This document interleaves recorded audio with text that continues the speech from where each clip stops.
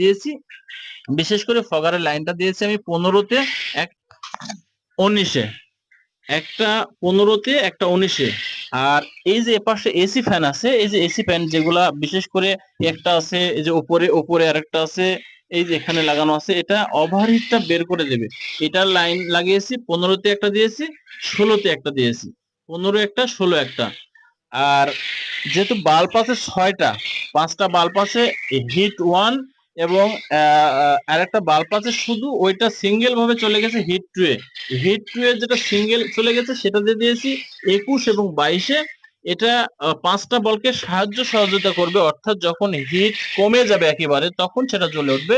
আর hit two এ দিয়েছি, hit ওয়ানে দিয়েছি যেটা, সেটা 23 এবং 24, অর্থাৎ 5টা বাল্ব জ্বালানোর জন্য।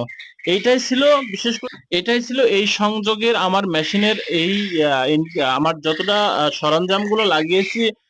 হিট ওয়ান অর্থাৎ 6টা বাল্ব, 2টা ফ্যান এবং এসি, 2টা ওভারহিটের ফ্যান, এবং ফগারের লাইন, যেগুলা সংযোগটা ছিল সংযোগগুলো আমি আপনাদের দেখালাম কোনটাতে কোনটা সেট করছি।